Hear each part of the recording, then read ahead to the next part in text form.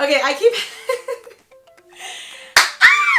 and I have a lot of thoughts on this. It's definitely hard to talk about. It is, I'm not even gonna lie. This is a really good one. Hey guys, it's Jeanine Amapola and welcome back to my YouTube channel. If this is your first time seeing my face, then I hope you guys will subscribe and stick around for more of my videos. I do a lot of faith-related videos, fitness and health, travel, beauty, and fashion, and vlogs as well. So hopefully you guys will stick around for more of my videos. But for today's video, I'm going to be doing a Q&A because I feel like this is just a really good way for me to stay connected with you guys, fill you in on what's going on, and for me to know you guys better and for you to know me better. So I'm going to just kind of sit down, answer questions from Instagram. I love the Q&A feature on Instagram, so if you guys want to be included on the next Q&A, definitely check out my Instagram. It is Jeanine Amapola, and we're just going to be answering some good questions, just being real and honest. And yeah, so hope you guys are doing this video. Just get yourself comfy because this might be a little bit of a long video, but I'm going to try and make this nice and concise. And then, yeah, I also have a little bit of low energy. It was just a long weekend, so I'm going to be drinking a Celsius. So hope you guys get a little drink yourself, and let's just get right into it. Do you ever feel lonely? Yes and no. So since I live alone, it is quite often for me to feel sometimes lonely, but I really feel like I have such a good support system out here in California where if I do feel lonely, I can just go to a friend's house or invite someone over, or there's always something to do. But if I ever feel lonely, I just run to the beach and spend time with God. But I would be lying. Good Lord, what is that noise? I think the trash guy is like right by my house. Oh my God, y'all, the trash guy is still there. I can literally just see him outside my window. All right, he left. I think what I was trying to say is I'd be lying if I never said I didn't get lonely. But often I don't because I feel like there's always something to do. So yeah. I always get so uncomfortable telling people I'm saving myself. How do you handle it? So I'm sure when you mean saving yourself, that means saving yourself for marriage. And to me, I think there's just such a weird stigma around sex and virginity and all these things, and I just don't think there should be. I think you should have absolutely no shame in telling anybody that you're saving yourself for marriage. There's no shame in that at all. I think you should just be proud of that decision. And even if you aren't a virgin like me and you are resaving yourself for marriage, that's okay too. Like, don't feel ashamed. And anyone that makes you feel ashamed about that they have their own issues. Like, I'm sorry, that you should never look down upon someone that is deciding to save themselves for marriage. I think that's just rude. So I think you should just own it and be proud of it and rock the fact that you're doing that. And the thing is, you don't have to do it in a way that's like snooty or like, I'm saving myself for marriage and you're not. Like, I would never do that. You have to just be confident in it. And I think people will respect you if you're confident in that and you're not ashamed to say it and you don't do it in like a snooty way. So hopefully that helps. Is the life you're living now a part of the dream you had growing up? I would say yes. I genuinely had no idea growing up what my life was gonna look like, just because I didn't really come from a lot, and there weren't a lot of opportunities, and I genuinely had no idea growing up that this was what my life would be. And growing up, I always wanted to possibly live in California. I always wanted to be, an actress or do something within media or just the film world or whatever. And so I do think that this is definitely part of my dream. There's obviously other dreams I still want to accomplish, but I do think that I am living out my dream, and I'm just so beyond grateful for that. Okay, someone asked me, how do you talk to non-believers about Jesus? Do you bring it up? So typically how I go about talking to like non-believers, so if you guys aren't familiar with that, I am a Christian, and I think non-believers are people that don't believe in Christianity or don't believe that, Jesus is the Son of God, or that he is the way to heaven, and like all that types of stuff. I know that sounds really weird and like Bible babble type of phrases, but typically what I try to do is, I think mainly based off your life, people will ask questions. So I don't ever try to impose my beliefs. I don't ever try to like shove it in someone's face. I don't ever try to be like, so are you a Christian? Do you know where you're gonna go when you die? Like, I would never do that. But I think based upon your life, people will tend to get curious and they will ask you questions, and they will see that you're either acting differently or not doing something that they're doing, and they might ask you questions based off of that. And so usually I use that as like a little door to talk about God. But also what I like to do is I just like to ask people questions about themselves, whether it's a thought-provoking question or just challenge them or ask them just questions that probably people don't normally ask them.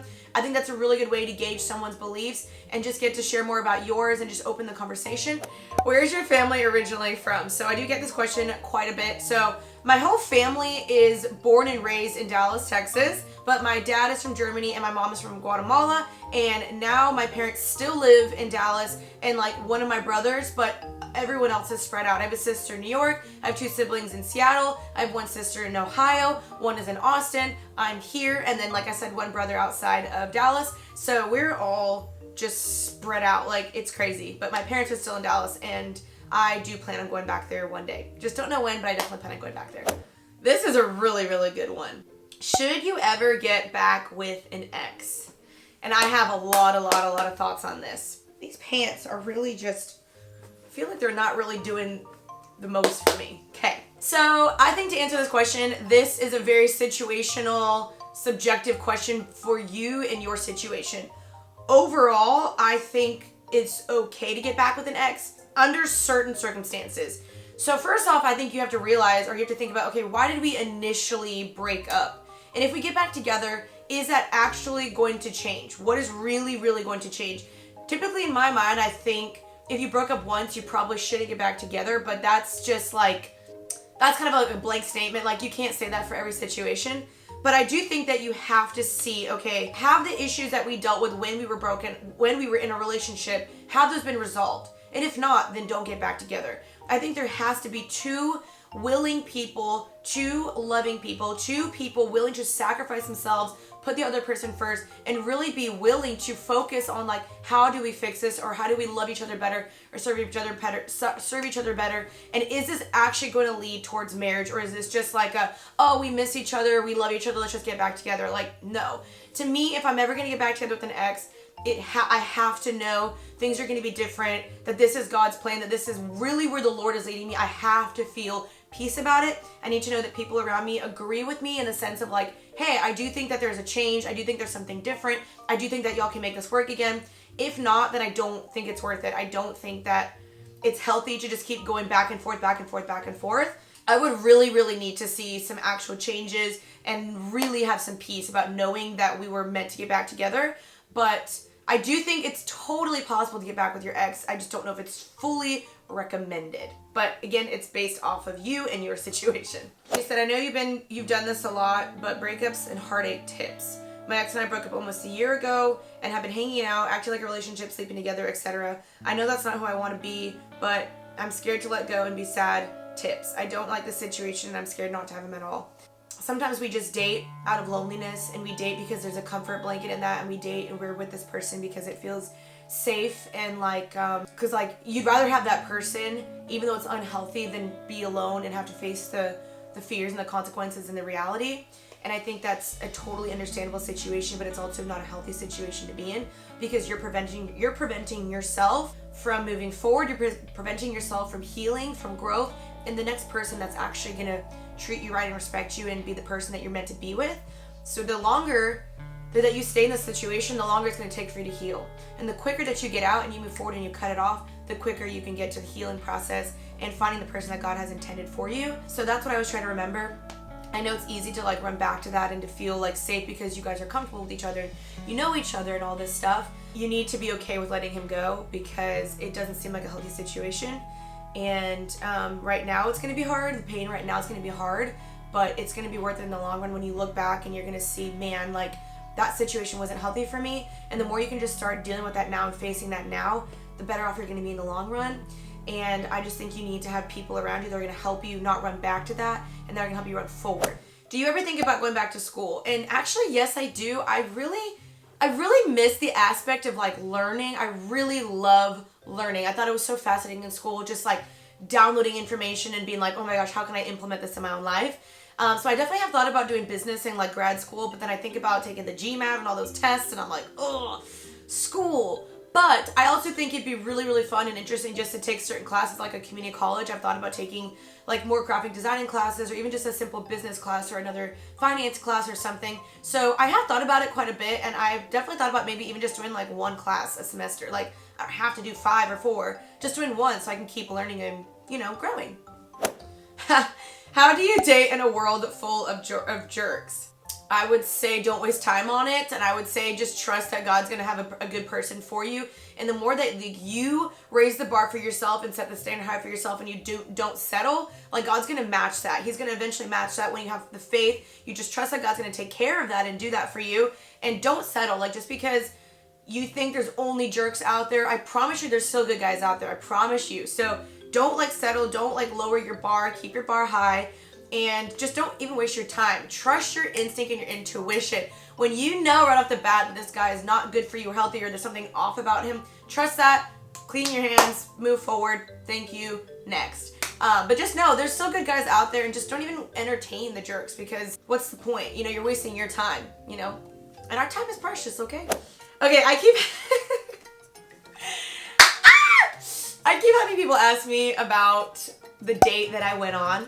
I went on a date back in December, and really, really, really great guy. We have hung out a couple times after that, and he's a really great guy, but I'm just not putting pressure on anything. Like, I'm really not. Like, these pants are not flattering on me.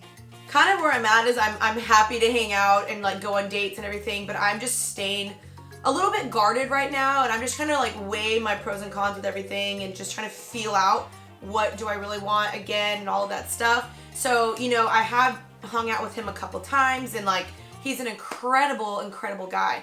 I am just definitely, like I said, playing it safe and not rushing anything. I'm not putting pressure on it. I'm not saying, you know, like, we need a date right now, or blah, blah, blah, or like cutting it off immediately. I'm just kind of like, let's just get to know each other, you know? And I don't think there should be the pressure of that. So yes, I have seen him again, and he's a really, really awesome person. But like I said, I'm still single. I'm still enjoying being single, and I really think that this time is valuable. So I'm just not putting pressure on anything. I actually have gotten this a lot, and it's, would you ever start an advice podcast or something? And I won't say that I'm not working on it this year or anything, but I might be or I might not be. That's all I'm gonna say. This is also a good question. Can you still be friends with your ex on social media? Again, this is a very subjective question. It depends on your situation. Overall, it's typically not healthy, but I do think it just depends on how the relationship ended, your current relationship. But I don't think it's healthy to like look at all their stuff. So like, if you need to mute their things, I say go for it. If the relationship ended really, really badly, or you just feel like you cannot move forward, then I say by all means block, move forward if you can do it. I don't think it's smart to keep communicating after you break up. And I don't think it's smart to constantly keep tabs on each other. So I wouldn't say overall it's super healthy, but if you ended the relationship in a decent manner and you know you can still be friends and like you can move forward still with that, and by following each other, then like go for it. But most situations, I think you have to just cold turkey cut it off. Like, that's what I had to do with my relationship that was from 3 years ago. I literally had to block him on absolutely everything, and that was the way I moved forward. And I'm really, really glad I did that. Y'all, this trash man! I think this is like the third time. How much trash we got? Jeez.